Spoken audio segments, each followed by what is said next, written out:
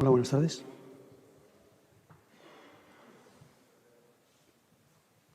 Bueno, empiezo con también palabras de agradecimiento a los comisarios y enhorabuena por su trabajo, excelente. También al jurado que tuvo a bien conceder un premio a nuestra obra en Madrid. Se trata de la Plaza de España. Voy a empezar situando un poco este lugar bastante simbólico, por lo menos para los madrileños, y creemos que también con un cierto eco en toda España, en todo el Estado, que es esta Plaza de España que realmente es bastante moderna, realmente nace en el siglo XX, pero ya tenía una serie de precedentes interesantes desde que conocemos la planimetría de Madrid, la planimetría histórica del siglo XVI y XVII. Vemos en este rectángulo el lugar que ocupa la Plaza de España. Realmente es un lugar regado por un arroyo, el arroyo Leganitos. Vemos cómo se habla del Camino del Río en el centro de la imagen. Esto es una escarpada pendiente que llega desde el centro de Madrid hasta el río Manzanares. Requiere grandes obras de infraestructura. Adivinamos en este dibujo de Pedro Teixeira de 1656 muros, contrafuertes, no sé si se ve, bueno, estructuras importantes que hacían que este lugar fuera algo más accesible, era muy complejo, y que en el siglo XIX, finales del XVIII, principios del XIX, cambia radicalmente. Cuando llega a España la dinastía borbónica y el lugar donde había nacido la ciudad, que es el entorno de la Plaza de España, se construye en 1734 el Palacio Real de Madrid, que se ve abajo en la imagen, pues con los proyectos iniciales de los arquitectos italianos que trajo Felipe V y con una evolución que se debe a Carlos III, en que los muchos espacios libres que soñaban esos arquitectos italianos empiezan a cuajarse de cuarteles de defensa. Vemos al norte del palacio un cuartel en forma triangular, que es las grandes caballerizas reales, o enmarcado por el rectángulo verde, el cuartel de la Guardia de Corps, cuartel de San Gil. Bueno, pues ese cuartel de San Gil es verdaderamente el origen de la plaza. La plaza sufre un devenir, ya digo que comienza a existir como idea a principios del 20, en 1910, y sufre un devenir también muy simbólico. La plaza, como contaré un poco más adelante, tiene desde el primer momento la idea de que debe representar valores hispánicos. Y lo hace a través de la dictadura, convirtiéndose en un lugar donde, además de los símbolos, básicamente la gran escultura homenaje a Cervantes y al Quijote, aparecen otros símbolos de esa autarquía franquista, que son la Torre de Madrid y el Edificio de España, los dos rascacielos más importantes que se hacen en España en los años 50 y que convierten la plaza en un lugar con este otro carácter simbólico del poder económico o de la relación entre ciertos privilegios con el franquismo. Pero, como decía, no fue así en los orígenes del Palacio Real. Este es un dibujo de Sacchetti, donde vemos el magnífico cuadrado del Palacio Real, el magnífico palacio del siglo XVIII, y cómo hacia el oeste, que es el fondo de la imagen, se extiende el jardín del Campo del Moro, y hacia el norte, es decir, hacia la izquierda de la imagen, otro magnífico jardín que, con esas dificultades topográficas, vinculaba la ciudad al palacio a través de lo verde, en este caso barroco. Como en este lugar realmente había nacido la ciudad de Madrid, en ese lugar donde estaba el Palacio Real se estableció el primer alcázar árabe y a través de la evolución de las arrabales en torno al alcázar y la posterior capitalidad, Madrid se convierte en lo que es como ciudad central del territorio de la península. Bueno, como nace allí Madrid, disponíamos de muchísima información de la cartografía, de los estratos, de las capas, de lo que allí había sucedido desde principios del siglo XVI. Y, por tanto, pudimos dibujar, y aquí traigo algunos ejemplos, exactamente dónde estaban los caseríos, dónde los edificios institucionales, dónde los arroyos, dónde los barrancos, hasta llegar a nuestros días. Trazamos, cuando ganamos el concurso, una serie de planos cada 50 años para conocer qué es lo que había sucedido allí, porque para nosotros era un instrumento de trabajo valiosísimo. La imagen anterior era del 16 y esta es del finales del 18. Vemos ya cómo el Palacio Real, que aparece a la izquierda de la imagen, se enfrenta a las caballerizas reales, un mamotreto, un gran edificio también de Sabatini, y el cuartel de San Gil, que también aparece su planta representada, cerraba esta serie de espacios voluminosos construidos, cerrados entre el palacio y la ciudad. Pero ya en el siglo XX, en los años 60, se producen unos cambios muy sustanciales. Primeramente, el cuartel de las caballerizas es demolido a final de la República, de la Segunda República, y es sustituido por unos jardines traza de Fernando Mercadal. Esos jardines ahora se adivinan en la imagen, justo a la izquierda del palacio. Jardines que se tardaron más de 50 años en terminar por la Guerra Civil, porque Mercadal fue depurado. Y el cuartel de San Gil también fue demolido en 1910, después de las desamortizaciones que se producen en torno al gran proyecto de la Gran Vía madrileña. Y en su lugar, pues, se construyó un jardín historicista presidido por la imagen de Cervantes y del Quijote, que está justo en el centro de la plaza. Esta idea de esta plaza simbólica, esta plaza que no era solamente un lugar público en el centro de la ciudad, sino que quería trascender el significado, ya es idea un poquito antes del 1910 de Juan Muñoz Encina, un arquitecto municipal que propone ya una traza rectangular con un lado curvo, como un ábside rebajado, rodeada de edificios institucionales, la Capitanía General, el Ayuntamiento, una serie de edificios que en su momento pensaba que eran de gran simbolismo institucional, y ya plantea unos monumentos en el eje de la plaza. Y esto se convierte en lo que ha sido la Plaza de España hasta nuestros días, que no solo por la presencia de estos grandes edificios de los años 50, sino por la construcción de un viaducto, elevado que permitía generar un eje de circulación de tránsito por la ciudad, pues la plaza, es que aquí tengo que pararlo, la plaza queda completamente segregada y separada de los edificios. Y este es el punto de partida en el cual nos encontramos cuando, en el año 2017, un periodo bastante más corto que el que acabamos de escuchar, ganamos el concurso. Concurso que además fue una especie de acontecimiento social en Madrid porque fue un gran proyecto de votación popular organizado por Manuela Carmena. Era como una especie de bandera de la participación que se concluyó con una votación en urnas y en papeletas a favor del proyecto.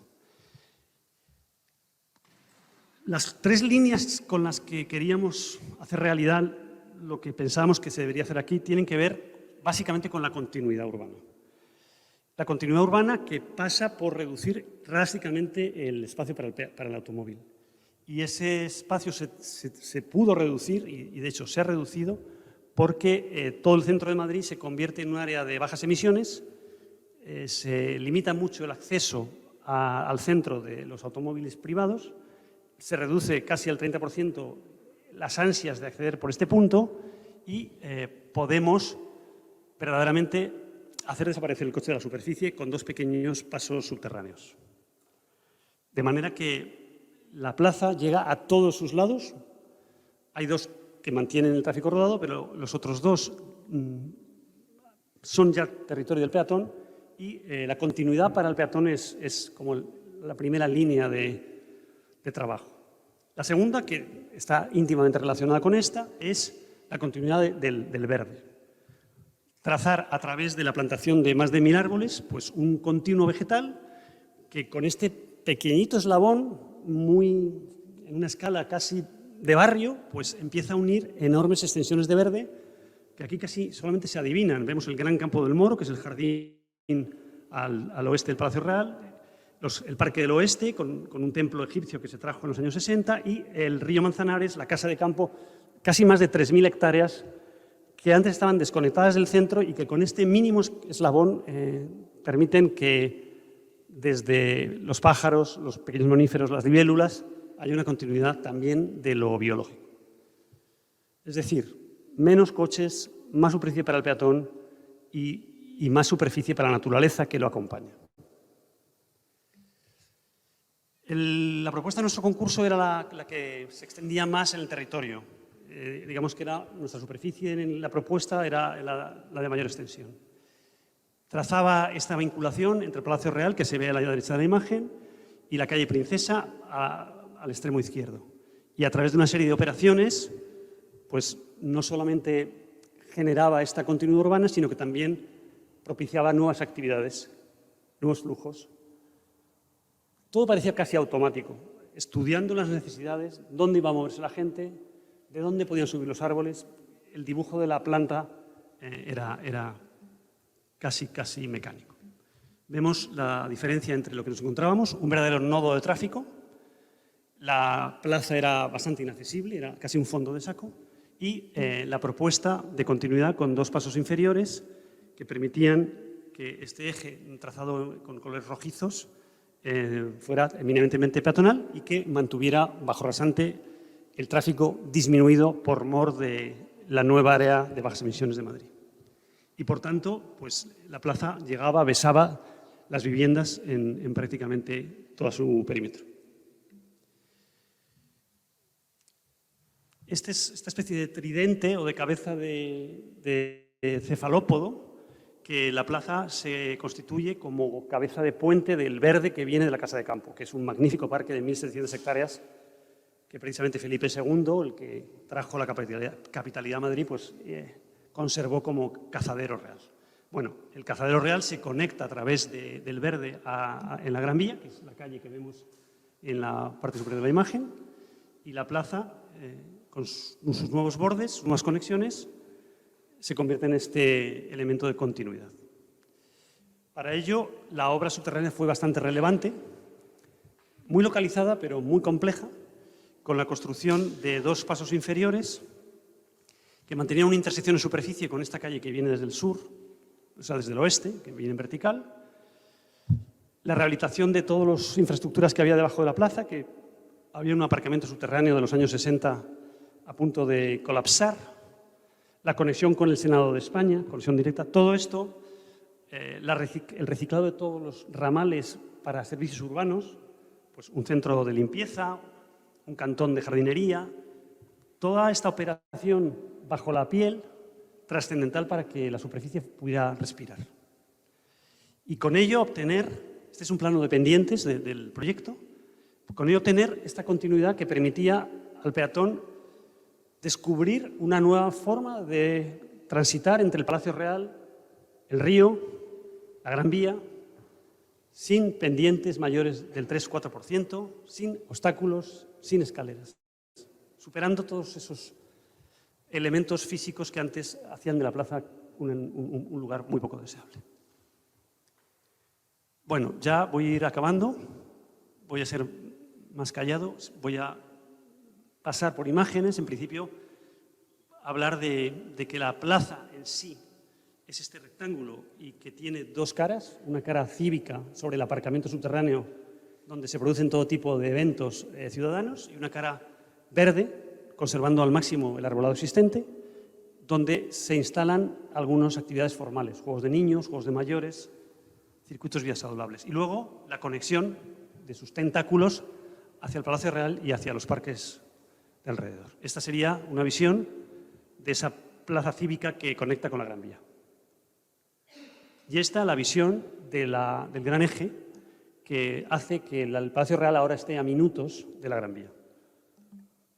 Vemos ese eje que en principio es de color gris, arriba de la imagen. Eso es un antiguo túnel construido en el año 1999 y cómo el verde de repente aparece en medio de la calle.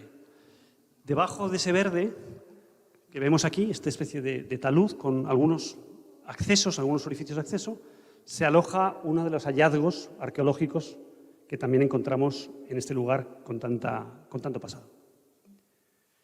Este es un aspecto de la zona más parque de la plaza, donde están las actividades formales. Esta es una forma de integrar los elementos infraestructurales también con vegetación y con mamíferos e insectos. Las bocas de los túneles son colinas llenas de vida. Algunos elementos ornamentales, como una fuente de Blanca Muñoz, escultora académica, y la puerta de Mercadal colocada en el sitio original. Y sobre todo esta conexión para peatones y ciclistas que renueva las relaciones de la ciudad con su arquitectura, porque una vez desaparecido el tráfico, aparecen los edificios, aparecen edificios modernistas, magníficos. Por ejemplo, la fábrica de minas, la Compañía Asturiana de Minas, Real Compañía Asturiana de Minas, un edificio de finales del 19, o incluso la propia Torre de Madrid. Y, por supuesto, el lugar para los ciudadanos, para todos. Como decía, la obra infraestructural fue bastante compleja. Tuvimos incluso que cambiar algunos procedimientos en la construcción de los pasos inferiores para poder sacar adelante los hallazgos del siglo XVIII que iban apareciendo, tres grandes espacios o construcciones que nos encontramos a la hora de excavar los túneles. Esto es los restos de un muro de contención del cuartel de San Gil, y esto es el edificio que se construyó para cubrir las ruinas de un palacio del siglo XVIII de Sabatini, de finales del XVIII, el Palacio de los Secretarios de Estado, cuyos sótanos habían permanecido bajo rasante, porque parte del palacio se había demolido para ensanchar la calle Bailén en 1933. Acabo ya, simplemente voy a pasar estas imágenes. Antes hablábamos del antes y el después en Coruña. Bueno, pues ya sin palabras, veamos el antes y el después de la Plaza de España.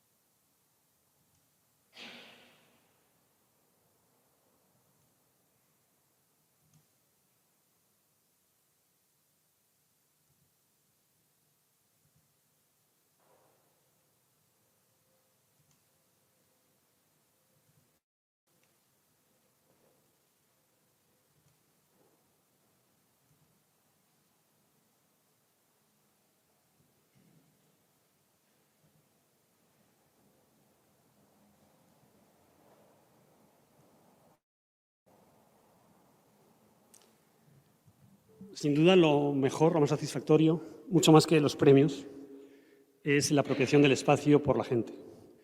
Y desde que se inauguró un poco prematuramente el 22 de noviembre de 2021, la plaza acoge a miles y miles de personas y cada vez que vamos las vemos bastante felices. Gracias.